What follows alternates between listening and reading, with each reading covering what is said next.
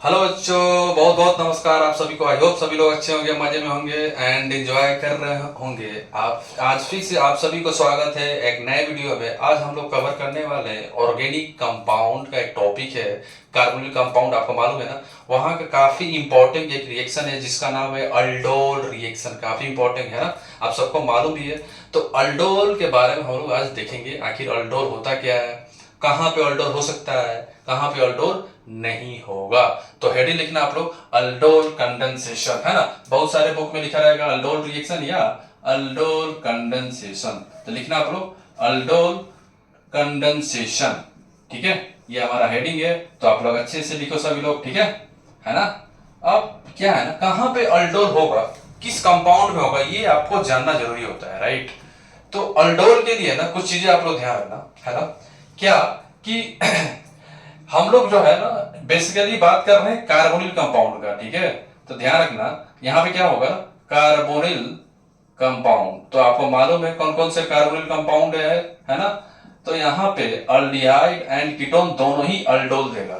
कौन कौन से, अल्डिहाइड हो या कीटोन हो, दोनों ही हमारे क्या देने वाले हैं, अल्डोल रिएक्शन देंगे। ये तो हो गया कि अल्डिहाइड और कीटोन दोनों देंगे, है ना।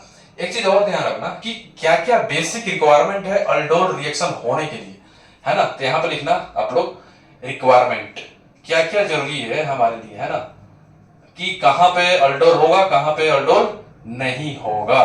तो फर्स्ट क्या है हमारा, ध्यान रखना, फर्स्ट रिक्वायरमेंट क्या है हमारा, बेस होना चाहिए ना, डाइल्यूट बेस होगा, है ना। अब बेस में ना क्वेश्चन में आपको लिखा होगा NaOH, ठीक है, KOH, है ना, Na2CO3, ठीक है, और हो सकता है K2CO3 लिखा हो, या KClOH होल ट्वाइस, है ना। तो ये सारा रिएजेंट आपको दिख सकता है ना क्वेश्चन के अंदर, ठीक है। और सारा क्या होना चाहिए, डाइल्यूट बेस होना चाहिए।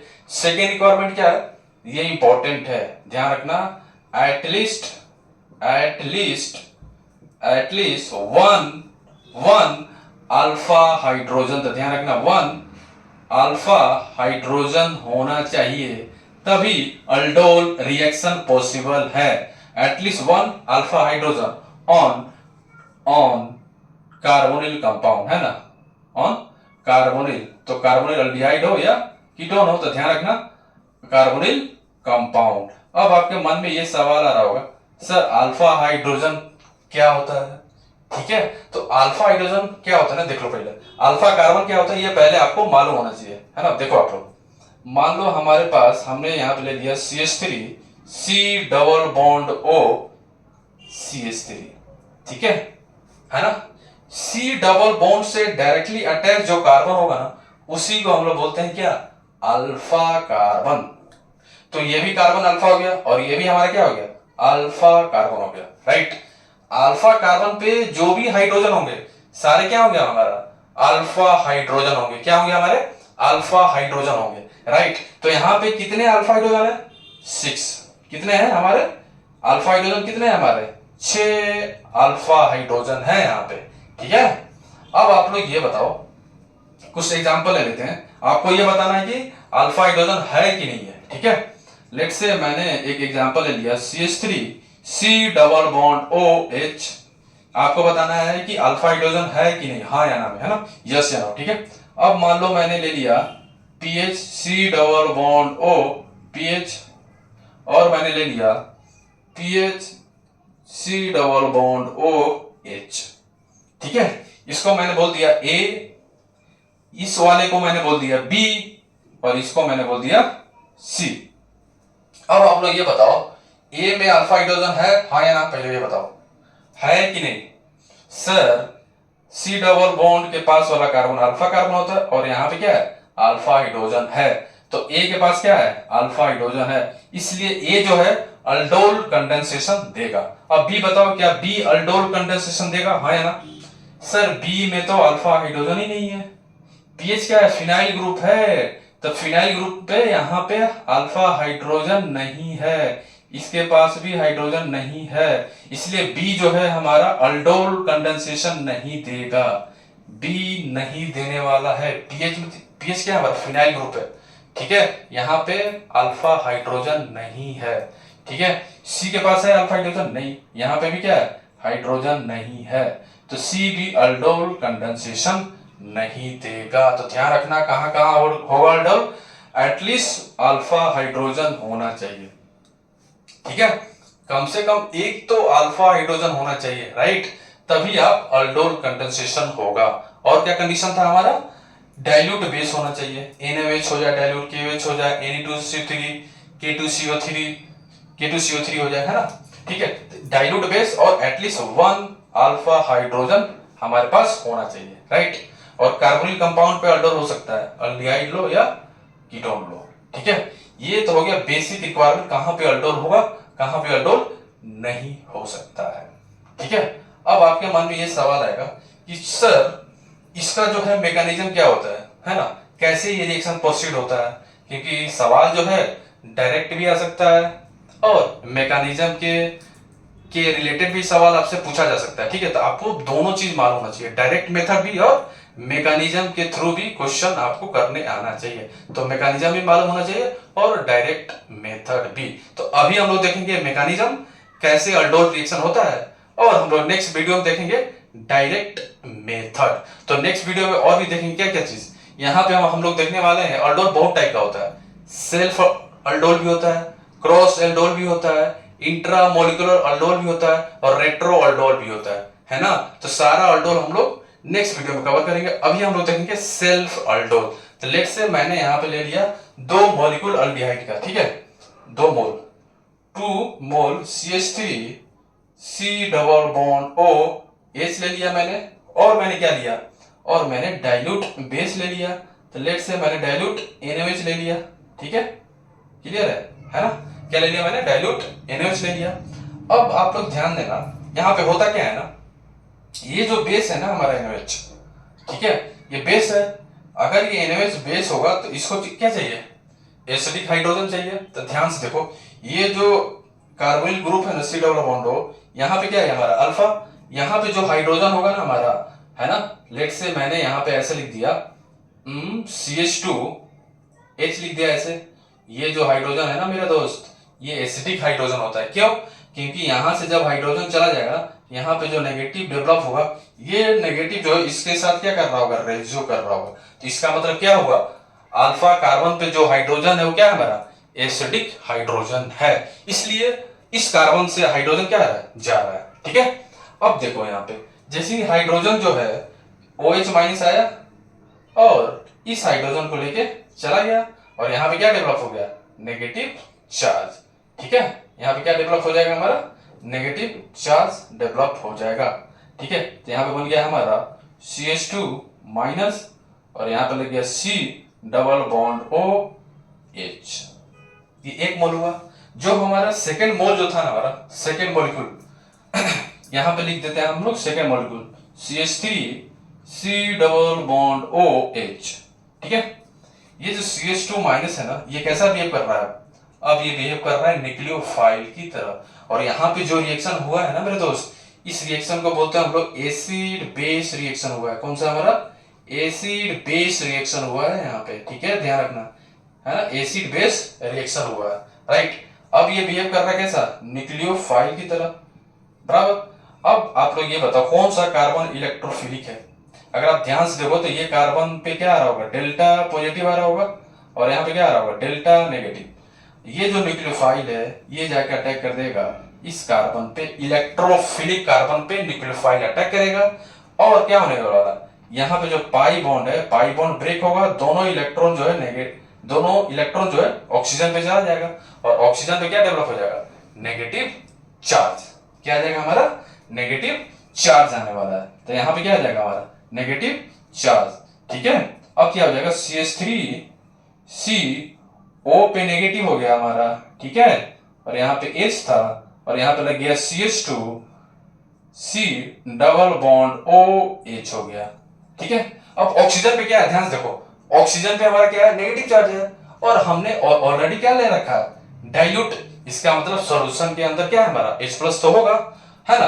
तो O माइनस जो है हमारा सॉल्यूशन से H प्लस ले लेगा, है ना, इसने क्या किया, सोल्यूशन से क्या लिया, H+ ले लिया, तो यहाँ पे क्या आ जाएगा हमारा OH। तो क्या बन जाएगा हमारा यहाँ पे CH3 COH H CH2 C double bond OH आ गया, राइट। अब इसके बाद मालूम क्या करते हैं हम लोग दोस्त, हीटिंग, ठीक है। अब हम लोग यहाँ पे हीट करेंगे, तो ध्यान रखना अल्डोल में हम लोग लास्ट स्टेप जो होता है हमारा, वहां पे हम लोग हीट करते हैं। क्यों करते हैं, क्योंकि हीट करेंगे ना हम लोग, यहाँ से पानी निकलेगा और डबल बॉन्ड बनने वाला है। कैसे बनेगा, थ्रू E1 CB मैकेनिज्म से। तो E1 CB हम लोग डिटेल में कवर किए, याद आया है ना। तो हम जो यहाँ पे क्या हो रहा है, कौन सा मैकेनिज्म फॉलो होगा, E1 CB।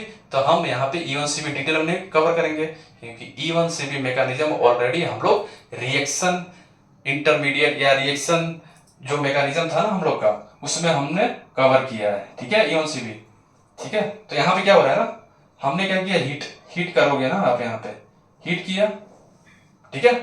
हीट करने के बाद एलोंग विथ क्या करेंगे हम लोग, हमने यहाँ पे बेस ऑलरेडी है, यहाँ पे है ना, बेस ऑलरेडी था OH-। ये जो OH- है ना, ठीक है, ये OH- जो है कौन सा हाइड्रोजन लेके जाएगा, ये वाला कि ये वाला। अब देख के बताओ, ये जो OH- बेस है कौन सा हाइड्रोजन लेके जाएगा, CH3 वाला या CH2 वाला। वही हाइड्रोजन जाएगा जहां पे बनने वाला नेगेटिव चार्ज क्या होना चाहिए, स्टेबल होना चाहिए। अब आप लोग ये बताओ, अगर आपने यहां पे नेगेटिव बनाओगे, क्या ये स्टेबल है, नहीं।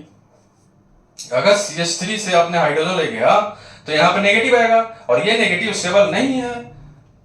अगर यहां से ले जाओगे तो यहाँ पे जो नेगेटिव आएगा, ये इसके साथ क्या कर जाएगा भाई, ओ सर रेजोनेंस हो रहा है, यस। तो ये नेगेटिव चार्ज स्टेबल हो रहा है, दैट्स व्हाई हाइड्रोजन CH2 से निकलेगा, ये CH3 से नहीं निकलने वाला है। क्यों, क्योंकि यहाँ पे जो नेगेटिव चार्ज बन रहा है वो नेगेटिव चार्ज स्टेबल नहीं है, ठीक है।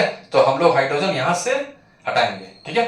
तो क्या बन जाएगा यहां से यहां से जो बन जाएगा हमारा, देखो CH3 COH H, और यहां पे आ जाएगा CH- और यहां पे आ जाएगा C डबल बॉन्ड OH, ठीक है, क्लियर है। अब अगर आप ध्यान से देखो तो E1 CB मैकेनिज्म हो रहा है यहाँ पे, ठीक है। अब ये नेगेटिव चार्ज जो है यहाँ पे डोनेट करेगा अपना पेयर ऑफ इलेक्ट्रॉन, तो यहाँ पे डबल बॉन्ड बनना स्टार्ट होगा और यहाँ से OH निकल जाएगा। तो आपको जो फाइनल प्रोडक्ट जो बनता है अल्डोल रिएक्शन में, क्या बनने वाला है, देखो फाइनल प्रोडक्ट जो बनेगा हमारा, ध्यान से देखना, काफी इंपॉर्टेंट है, CH3 CH double bond CH C double bond H, है ना। और यही हमारा क्या है, फाइनल प्रोडक्ट है मेरे दोस्त, यही क्या है हमारा फाइनल प्रोडक्ट है ना। और इसका नाम क्या है, इसका नाम हो गया हमारा, इस पोजीशन को अल्फा बोलेंगे और इसको हम लोग बोलेंगे बीटा। तो आप बोल सकते हो alpha beta unsaturation, alpha beta unsaturation या अनसैचुरेटेड कार्बोनिल कंपाउंड। तो यहाँ पे अल्डिहाइड है, तो आप क्या लिख सकते हो, अल्फा बीटा अनसैचुरेटेड अल्डिहाइड, ठीक है। तो यहाँ पे हो जाएगा अल्फा बीटा अनसैचुरेटेड अल्डिहाइड। तो ये इसका नाम हो गया, इसका और नाम है क्रोटन अल्डिहाइड। क्या नाम है हमारा, क्रोटनल अल्डिहाइड। तो लिख लो क्रोटन अल्डिहाइड, ठीक है। तो ये इंपॉर्टेंट है, अल्डोल रिएक्शन काफी ज्यादा इंपॉर्टेंट है।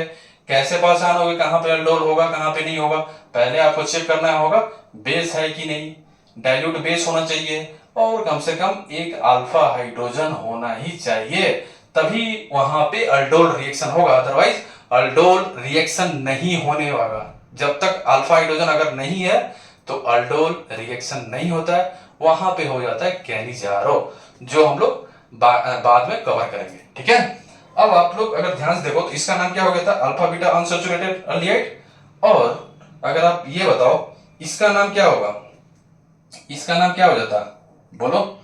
यहां पे क्या था, इस पोजीशन को क्या बोलेंगे हम लोग, C डबल बॉन्ड के पास वाला अल्फा, और ये क्या था हमारा बीटा था, इसका नाम हो जाता है बीटा हाइड्रोक्सी कार्बोनिल कंपाउंड। इसका नाम क्या हो जाएगा, ये वाला पोजीशन अल्फा था और ये वाला पोजीशन क्या होता है बीटा, इसको हम लोग बोलते हैं beta hydroxy beta hydroxy carbonyl compound, तो यहाँ पे कार्बोनिल क्या है, अल्डिहाइड, तो क्या लिख सकते हो, beta hydroxy aldehyde, beta hydroxy aldehyde, ठीक है, बीटा हाइड्रोक्सी अल्डिहाइड हो गया हमारा, ठीक है। तो ये सारा चीज इंपॉर्टेंट है अल्डोल के बारे में, है ना, ठीक है। तो नेक्स्ट क्लास में हम लोग डायरेक्ट मेथड भी देखेंगे, है ना, क्यों, क्योंकि बार बार हम लोग मैकेनिज्म से तो करेंगे नहीं, है ना, नीट के पेपर में डायरेक्ट मेथड से क्वेश्चन सॉल्व कर लोगे, राइट, जेईई मेन में भी, है ना। तो मैकेनिज्म भी मालूम होना चाहिए और डायरेक्ट मेथड भी आपको मालूम होना चाहिए। तो नेक्स्ट क्लास में हम लोग डायरेक्ट मेथड भी देखेंगे और क्रॉस अल्डोल भी देखेंगे, इंट्रा मॉलिक्यूलर अल्डोल भी देखेंगे और हम लोग लास्ट देखेंगे रेट्रो अल्डोल, ठीक है, ठीक है बच्चों। तो मिलते हैं नेक्स्ट वीडियो में, तब तक के लिए okay, bye bye, take care.